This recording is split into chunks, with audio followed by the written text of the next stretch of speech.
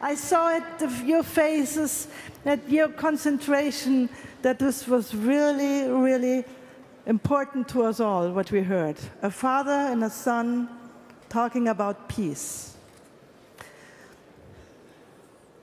So, peace wouldn't be possible if we can't deal with emotions. So I'm now announcing our last session row. It will be a lot on emotions. Jonathan, can you come on stage? Jonathan is a computer scientist and an artist. His work started 97, 98. He was in kindergarten then. When the web changed to be not only an information and a news channel, the web started 97 to be emotional, to be about self-publishing, isn't it so? And what have you done? What is your work about? The floor is for Jonathan. Well, I'll tell you. Thank you, Steffi. Okay, it's good to be here. Thank you, guys. Can we get the slide up? Hello?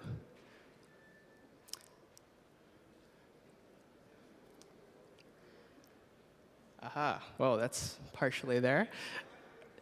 Oh, there it is in the middle. Cool, thanks.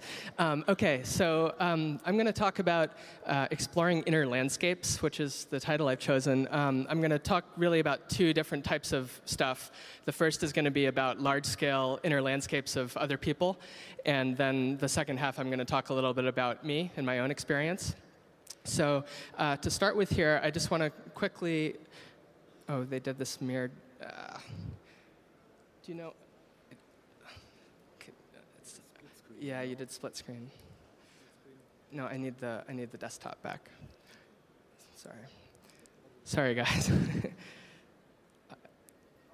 Do you know how to?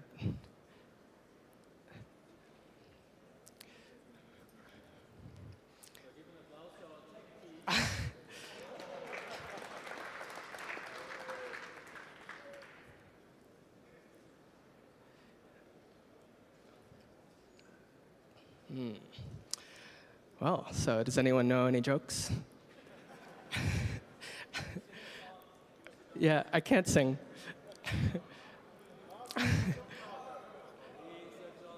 Fellow.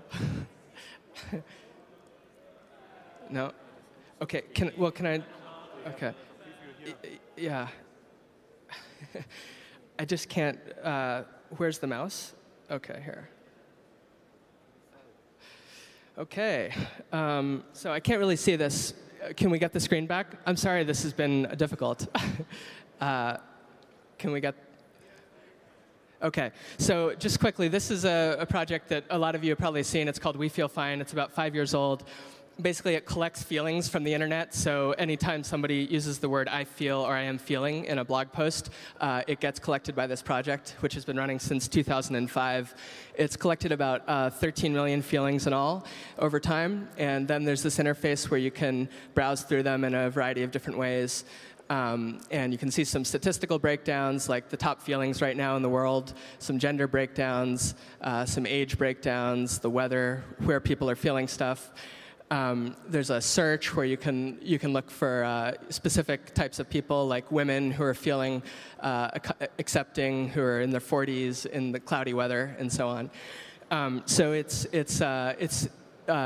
basically like a search engine for emotions, and it presents them in a variety of ways. And I did this project like about 5 years ago, and sorry, this screen is really. Yeah, I don't. How do you do that? Yeah. Okay. Okay. Oh shit.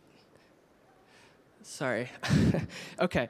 So I recently made a book out of this project, which is here. And this book allowed us to go a little bit deeper into some statistical insights into people's emotions. The website is only based on about the most recent 2,000 feelings, which is a pretty superficial data set. But we did this book, which is 288 pages, and it really does an emotional deep dive. We contacted about 16,000 different bloggers to ask if we could use their photos. This is one of the very first ones the project ever collected. It says, "I feel so much of my dad alive in me that there isn't even room for me." And that little girl in the photo there is now 30 years old, and she lives in Michigan with her husband, and she has 2 little kids of her own. The book is divided into different sections that focus on genders, ages, different feelings, different cities, different weather conditions, different holidays, different themes like religion. And then there's a bunch of higher-level statistical insights. This here is showing the most common feelings overall, represented as big circles. So better is the leading feeling. It's just the big orange circle, followed by bad and good and sick. And they're organized here by mood, so the brighter ones are happier, and so on. This is showing the rise and fall of different feelings over time, over a 3-year period. So you can see the dominance of better and bad and good, which are really an order of magnitude above all the other feelings. And you can see that the blogging population has actually been getting a little bit happier. The bad line has declined, and the good line has gone up over the last 3 years. And the reason for that is actually that the blogging population has been getting older over the last 3 years. The median age has risen about 1.5 years. And one of the most strong emotional trends is that people get happier as they get older, up until about age 60, and then there's a little bit of a dip after age 60. This is showing the top feelings among different demographics. So you can see that better is the #1 feeling across all demographics and all nationalities. And then the list has more diversity once you get below that. So you can follow a given line and see the rise and fall over a feeling over time. And at the bottom, those are showing you emotional catalysts, which are basically the reasons why people feel different things.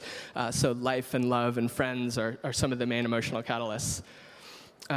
This is showing, on the left here, feelings connected to their causes. So anytime there's a line between a feeling and a cause, it says that people feel this way because of that. And on the right, there's a network graph that shows basically how you go from feeling one thing to feeling something else. So that stuff in the top left corner is basically positive feelings, and the stuff in the bottom right corner is basically negative feelings. And you can see there's actually only 3 bridges between positivity and negativity. So beauty links with ugliness. Pride or proud links with ashamed, and happy with sad. So these things are like these false sirens. Like once you start feeling beautiful, it's very easy to start feeling ugly. But if you can avoid those sirens, then you can kind of stay in the world of positivity up there. This is showing the range of feelings from the most positive, the first sentence, which is somebody feeling thrilled, going all the way to the bottom in blue, which is somebody feeling suicidal and saying, I was feeling suicidal and started cutting. So this is showing you how you go from feeling one thing to another.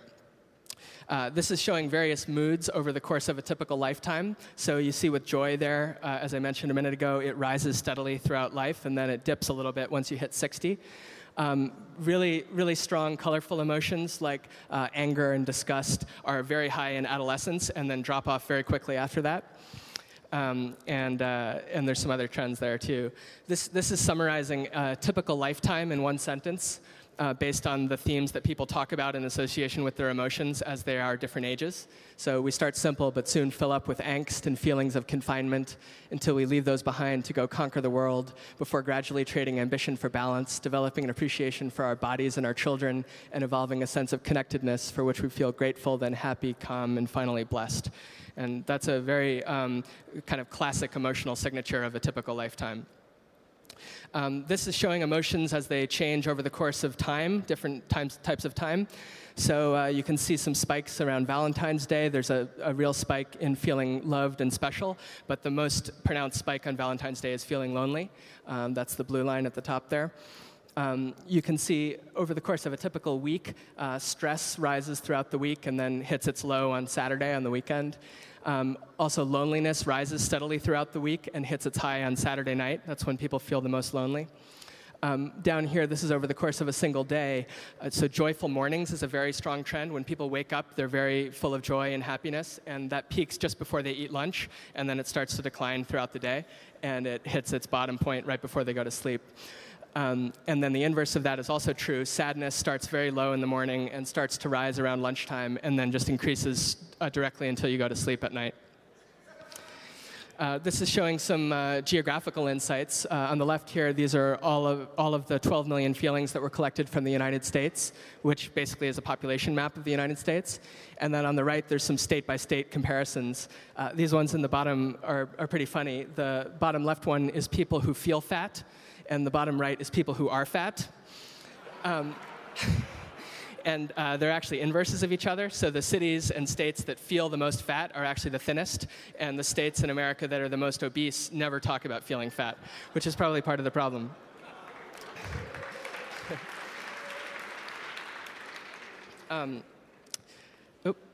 So this here is what we call approval ratings, which is basically showing various celebrities and how people feel about them. So politicians are the things that people feel most strongly about. You see Bush is by far the lowest approval, and Obama has very significant green approval, but also a lot of negativity. So there's a lot of sentiment there.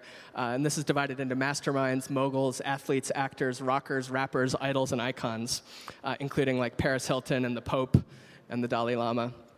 And interestingly, Obama's approval rating was very, very high before he got elected, emotionally speaking, and then evened out after his election.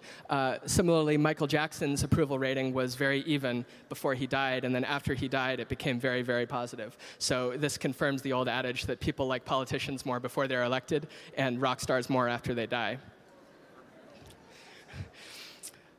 So I've done a ton of projects over the years that involve using computer software that I write to collect very big data sets and then try to find insights into other people's emotional lives. And recently, I've made some changes in my own personal life. I left Brooklyn, New York, where I lived for 6 years in August, and I moved out to the mountains of Oregon. And I've been spending the fall living in this little log cabin out in the woods. And I have a satellite internet connection there, which is very slow. And I typically go like 2 or 3 days without seeing anybody at a time. And I've just been really trying to pare down my life and simplify it. And it's had a big effect on my work and on my design style because the connection is so slow, I can't do really elaborate things anymore. And I've also started to try to turn my lens away from other people and onto myself. So I've been doing work recently that studies my own inner landscape and my own experience and what I'm going through.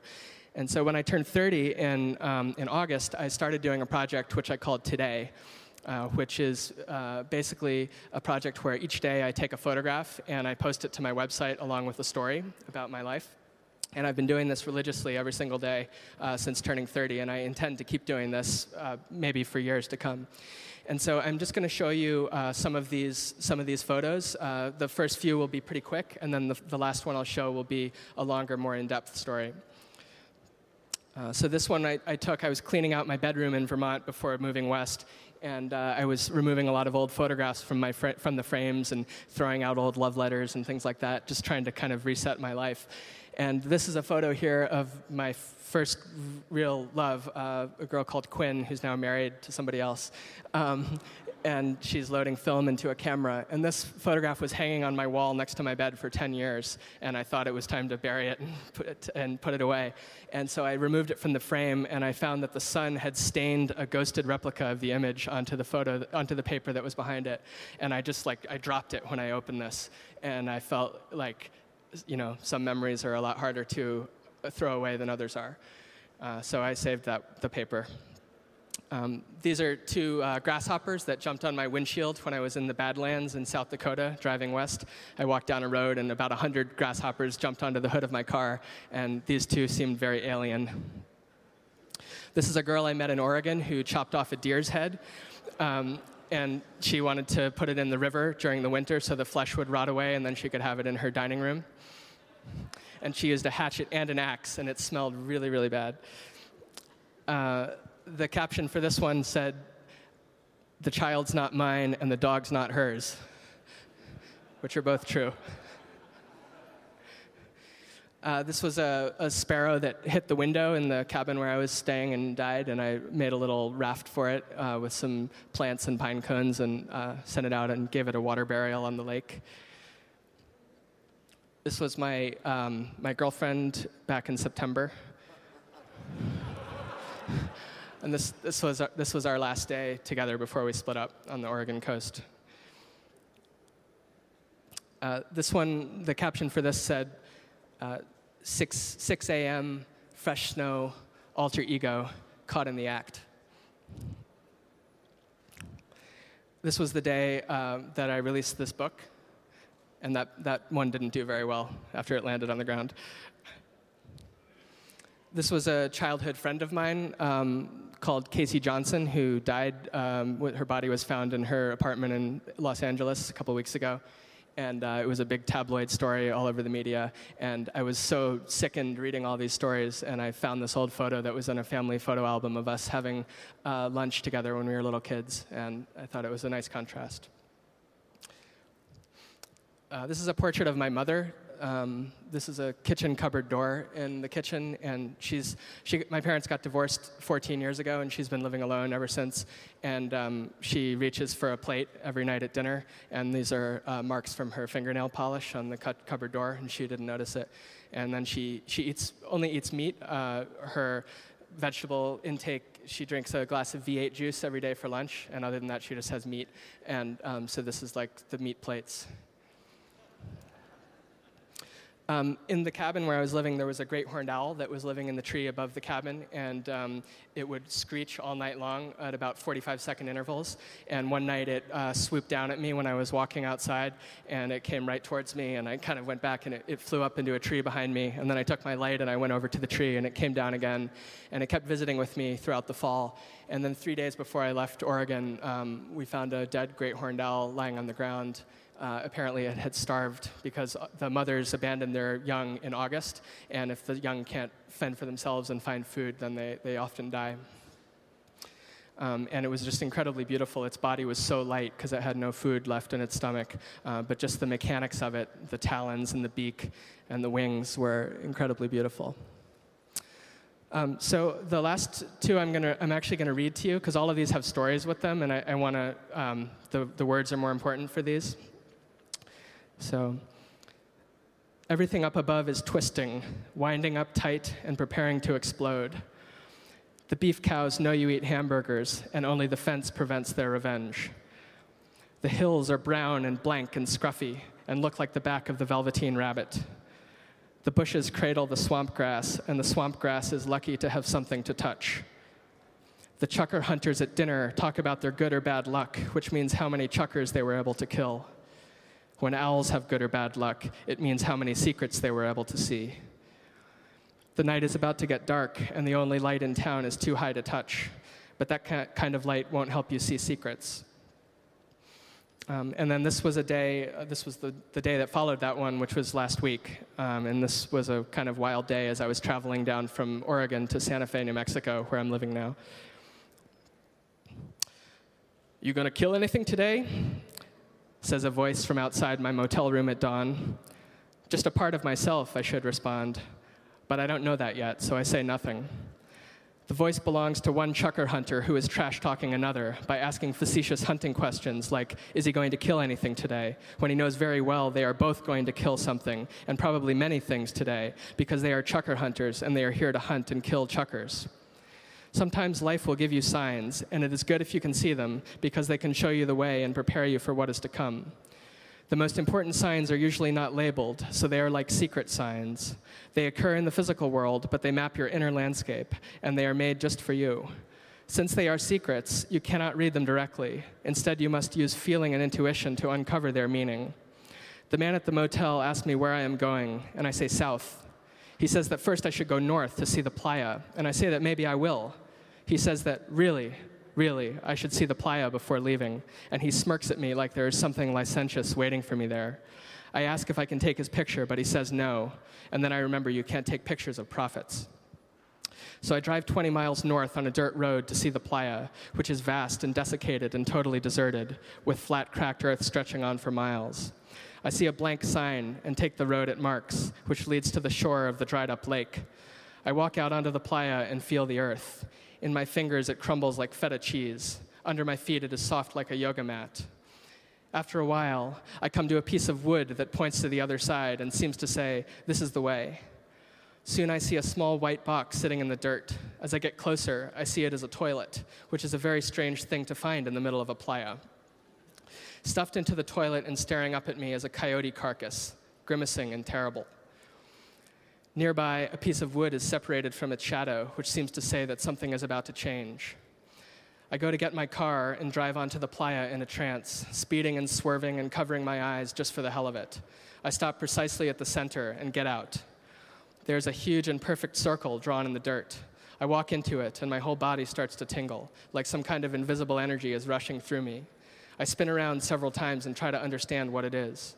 I think how the coyote toilet was the death of something shitty in me, something I no longer need, that was brought into the open and conquered in solitude. I think how the playa is like my whole life, and that this circle is the halfway point. Into the circle run tire tracks in various formations. Behind me, the tracks run in perfect parallel pairs. Ahead of me, the tracks cross and change places, and I wonder what this means. There are no tracks inside the circle. Behind me are the mountains, covered in snow and foreboding. Ahead of me is a low mesa, lit pink by the sun. Behind me is the past, the mountains like ancestors. Ahead of me is the rest of my life, with death on the other side of the mesa. I think about driving to the mesa, but I don't do that, because before you can know your future, you first have to live it, and for now it is enough to understand the landscape. So I sit in the dirt and I think for a while, and I write a little bit, and when I get up, I give the playa some water to help with the dryness. On my way back, I see the red skull of something that died, and I think about other things that have died. I drive south across the beautiful, desolate wasteland of southeastern Oregon and hardly see another car. I drive dirt roads through canyons, up and down buttes, over mountains, and across wide open plains. I am hunting down Willow Creek hot springs, which the motel prophet said I should visit. I get lost many times because there are no signs, and I venture 10 miles through the sagebrush up onto the wrong mountain, only to turn back once I reach the summit, which is cold and gorgeous with raptors gliding past me. I find the hot springs at last and get out of my car. There is one other car, a 1975 Chevy truck with a canvas tent pitched next to it, a barbecue smoking on the ground and hip-hop music blasting. I wave politely to the man, who is big and gruff and dirty. Slowly, he approaches me. He is scruffy, unshaven, holding a beer, wearing holographic skull sunglasses and a camouflage hat, and he has a pistol holster strapped to his chest with an extra clip on the side.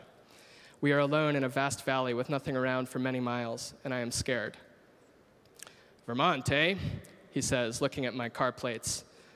"Yeah, sorry about that." "You shoot guns?" "Never shot a pistol. Shot a rifle a few times." "You want to now?" My heart is beating fast, and I am very nervous, and try to think what would be the best way to handle this. I say, "Sure." He chugs the rest of the beer, paces out 10 steps, puts the can on the ground, walks back, and hands me the gun. "Just cock it and shoot. Is there a big kick?" "Not like a .357. So I aim at the can and pull the trigger, and the can goes skipping along the ground, and my ears are ringing very loud, and I just fired a pistol. "Damn, you sure you ain't never shot a pistol before?" "Nope, never.